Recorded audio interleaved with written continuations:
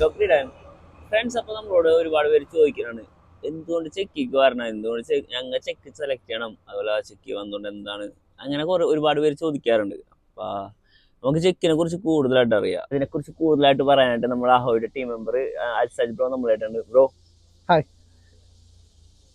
അപ്പോൾ ബ്രോ എന്തുകൊണ്ട് നമ്മൾ ചെക്ക് സെലക്ട് ചെയ്യണം, അത് ജസ്റ്റ് ഒന്ന് എക്സ്പ്ലെയിൻ ചെയ്ത് തരാൻ പറ്റും?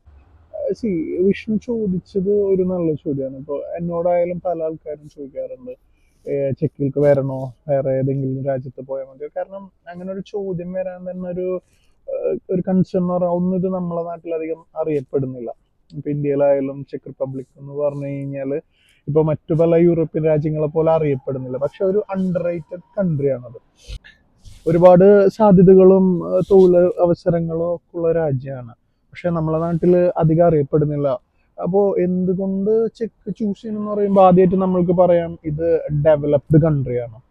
അപ്പോൾ നമ്മൾ അറിയപ്പെടുന്നില്ല എന്ന് വിചാരിച്ചിട്ട് ഇത് ഒരിക്കലും ഒരു എന്താ പറയുക അണ്ടർ ഡെവലപ്ഡോ അല്ലെങ്കിൽ തേർഡ് വേൾഡ് നേഷനോ ഒന്നുമല്ല, അല്ലെങ്കിൽ സെക്കൻഡ് വേൾഡ് നേഷനോ ഒന്നുമല്ല. ഇതെന്ന് പറഞ്ഞു കഴിഞ്ഞാൽ ഡെവലപ്ഡ് കൺട്രിയാണ്.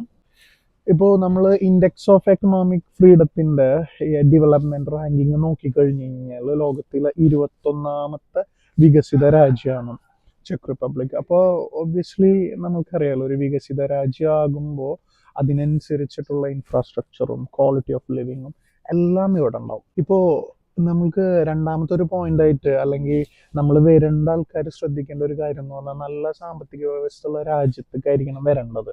ഇപ്പൊ ഒരു എന്താ പറയുക, അത്ര നല്ലൊരു എക്കണോമി അല്ലാത്തൊരു നാട്ടിലേക്കൊക്കെ പോയി കഴിഞ്ഞ് കഴിഞ്ഞാൽ നമ്മൾ ബുദ്ധിമുട്ടും. പക്ഷെ ചെക്ക് റിപ്പബ്ലിക്കിനെ പറ്റി പറയുകയാണെങ്കിൽ ഇതൊരു സ്റ്റേബിൾ എക്കണോമിയാണ്.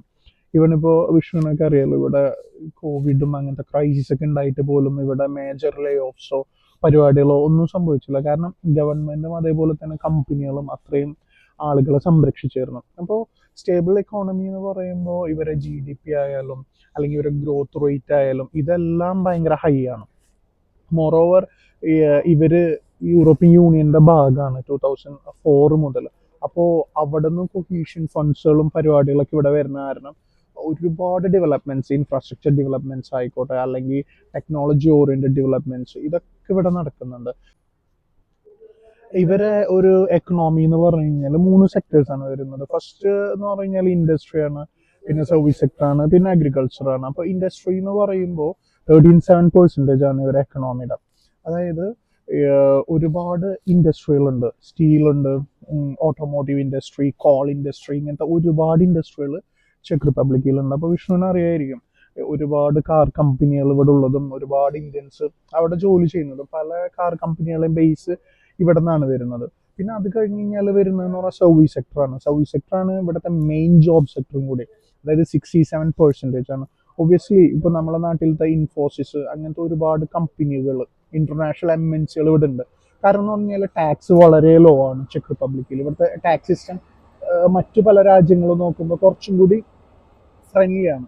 അപ്പോൾ ഒരുപാട് കമ്പനികൾ സർവീസ് സെക്ടറിൽ ഉള്ളത് കാരണം ഇന്റർനാഷണൽ കമ്പനീസ് ആണ്. അവർക്ക് ഇന്റർനാഷണൽ ആളുകളെ ഇവിടെ ജോലിക്ക് ആവശ്യമുണ്ട്. ഒരുപാട് മലയാളികളും ഇന്ത്യൻസും പല IT കമ്പനികളിലും അല്ലെങ്കിൽ അക്കൗണ്ടിങ് ഫേംസുകളിലും മാനേജ്മെന്റ് ഫേംസുകളിലൊക്കെ, അസറ്റ് മാനേജ്മെന്റ് കമ്പനീസിലൊക്കെ ഇഷ്ടംപോലെ ആളുകൾ ഇവിടെ വർക്ക് ചെയ്യുന്നത് നമുക്ക് കാണാൻ പറ്റും. ഇപ്പോൾ പ്രാഗിലൊക്കെ ഇറങ്ങിക്കഴിഞ്ഞ് കഴിഞ്ഞാൽ തന്നെ നമുക്ക് പലരെയും പല സ്ഥലങ്ങളിലൊക്കെ മീറ്റ് ചെയ്യുമ്പോൾ പലരും പറയാറ് അവർ അങ്ങനത്തെ കമ്പനികളിലൊക്കെയാണ് വർക്ക് ചെയ്യുന്ന ഉള്ള രീതിയിൽ നിന്ന് പറയാം. പിന്നെ ഒരു എന്താ, ഇവരെ അഗ്രേറിയൻ എക്കോണമി എന്നൊന്നും നമുക്ക് ഒരിക്കലും പറയാൻ പറ്റില്ല. കാരണം ഇവിടെ മഞ്ഞൊക്കെ ഉള്ളത് കാരണം അഗ്രികൾച്ചറൊക്കെ വളരെ കുറവാണ്, 6 മാസം കൃഷി ചെയ്യുള്ളൂ.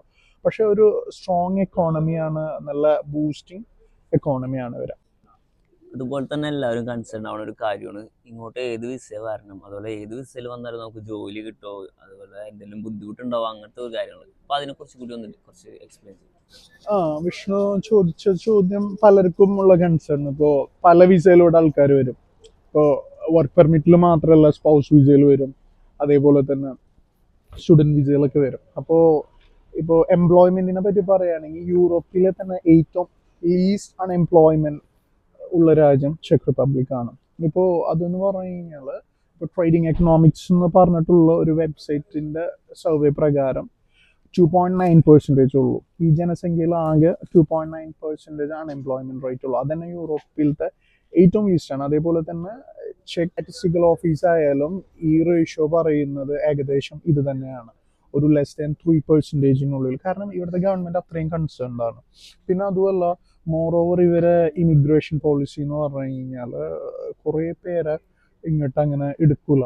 ഇവർക്ക് എന്താ പറയുക, കറക്റ്റ് മൈഗ്രേഷൻ പോളിസീസ് ഉണ്ട്. ഇപ്പോൾ പല രാജ്യങ്ങളിലും മൈഗ്രേഷൻ ക്രൈസിസ് നമ്മൾ കാണുന്നുണ്ട്. അവിടുത്തെ സിറ്റിസൺസിന് പോലും ഇപ്പോൾ UK, കാനഡ, അവർക്ക് പോലും ഈ മൈഗ്രേഷൻ ത്രെട്ടായി വരുന്നുണ്ട്. ഇവിടെ എന്ന് പറഞ്ഞു കഴിഞ്ഞാൽ അങ്ങനെ ഒരു സമ്മതിക്കാറില്ല. കാരണം നല്ല മൈഗ്രേഷൻ പോളിസിയാണ് അവർ. മോർ ഓവർ ഇവരെ പോപ്പുലേഷൻ എന്ന് പറഞ്ഞു കഴിഞ്ഞാൽ ഡൈയിങ് പോപ്പുലേഷനാണ്. ഡൈയിങ് പോപ്പുലേഷൻ എന്ന് പറഞ്ഞു കഴിഞ്ഞാൽ ഇവരെ ബർത്ത് റേറ്റ് കുറവും ഡെത്ത് റേറ്റ് കൂടുതലുമാണ്. പിന്നെ മോർ ഓവർ ഇവരെ മാരേജസിന്റെ റേറ്റ് ഇതൊക്കെ കുറവാണ്. അപ്പോൾ ഒരു എന്താ പറയുക, ഒരു ബർത്ത് റേറ്റ് എന്ന് പറയുന്നത് ഭയങ്കര വീക്കാണ്. അപ്പോൾ ഒബ്വിയസ്ലി ഇവിടെ ഇവർക്ക് ഇത് ജപ്പാനിലും അതേപോലെ തന്നെ ചൈനയിലൊക്കെ സംഭവിച്ച പോലെ ഒരു ഒരു യൂത്ത് ഇല്ലാത്തൊരു എക്കണോമി അല്ലെങ്കിൽ അങ്ങനത്തെ ഒരു മാർക്കറ്റ് ആക്കാൻ ഇവർക്കൊരു താല്പര്യമില്ല. അതാണ് ഇവർ പുറത്തുനിന്ന് വിദേശികളെ കറക്റ്റ് റേറ്റിൽ, ഇപ്പോൾ സ്റ്റാറ്റിസ്റ്റിക്കൽ ഓഫീസിന്റെ കണക്ക് നോക്കി കഴിഞ്ഞ് കഴിഞ്ഞാൽ നമുക്ക് കിട്ടും എത്ര പേര് ഒരു കൊല്ലം ഇവിടെ വരുന്നുണ്ട്. അങ്ങനത്തെ സംഭവങ്ങളൊക്കെ അവർ കൃത്യമായിട്ട് പ്ലാനിങ്ങോടുകൂടിയാണ് ചെയ്യുന്നത്. പിന്നെ അഞ്ചാമതായിട്ട് നമുക്ക് പറയാനുള്ളത് എന്ന് പറഞ്ഞു കഴിഞ്ഞാൽ ഇതൊരു ഭയങ്കര സേഫ് ആയിട്ടുള്ള രാജ്യമാണ്. ഓൾ ഓവർ റാങ്കിങ് നോക്കുകയാണെങ്കിൽ ലോകത്തിലെ തന്നെ 12ാമത്തെ സേഫസ്റ്റ് രാജ്യമാണ്. യൂറോപ്പിലെ തന്നെ ടോപ്പ് 10-ൽ പെടുന്ന രാജ്യമാണ്. ഇവിടുത്തെ ക്രൈം റേറ്റ്സ് ആയാലും, ഇപ്പോൾ നമ്മളൊരു വിദേശിയായിട്ട് ഇങ്ങോട്ട് വരുമ്പോൾ ഇവിടെ ലിവ് ചെയ്യാനും ഇപ്പോൾ നമ്മൾക്കെതിരെയുള്ള അക്രമങ്ങൾ അങ്ങനത്തെ പരിപാടികളൊക്കെ കുറവാണ്. അപ്പോൾ നമ്മൾ എന്തൊക്കെയായാലും സേഫ്റ്റി നമ്മളെ മുഖ്യ ഘടകമാണ്. പ്രത്യേകിച്ച് നമ്മളെ നാട്ടിൽ നിന്ന് കുട്ടികളും സ്ത്രീകളും എല്ലാവരും വരുന്നുണ്ട്. പക്ഷെ എല്ലാവർക്കും ഭയങ്കര കംഫർട്ടബിൾ ആയിട്ടുള്ള രാജ്യമാണ്.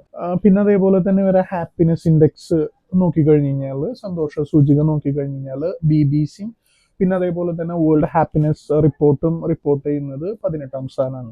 അപ്പൊ അതൊക്കെ ഒരു നല്ല കാര്യമാണ്. ഈ ഹാപ്പിനെസ് ഇൻഡെക്സിന് പല ഘടകങ്ങൾ നോക്കുമ്പോഴും ചെക്ക് എപ്പോഴും ലീഡിങ് ആണ്. അപ്പൊ ഞാൻ എന്തുകൊണ്ട് ചെക്ക് ചൂസ് ചെയ്യുന്നുള്ളതും അതുപോലെ തന്നെ ഇങ്ങോട്ട് വരാൻ ഇപ്പൊ പുറത്തേക്ക് പോകാൻ നോക്കുമ്പോൾ എന്തുകൊണ്ട് ചെക്ക് യൂസ് ചെയ്യണം എന്നുള്ളതിന് ഒരു ചെറിയ, നമ്മളിപ്പോൾ ഏകദേശം ഒരു 5 പോയിന്റ് നമ്മൾ പറഞ്ഞിട്ടുണ്ട്. ബാക്കി നമ്മൾ അടുത്ത വീഡിയോയിൽ നമ്മൾ ആഡ് ചെയ്യുന്നതായിരിക്കും. അപ്പൊ എന്തായാലും ബ്രോക്ക് ഒരു താങ്ക്സ് ഉണ്ട്. Thank you.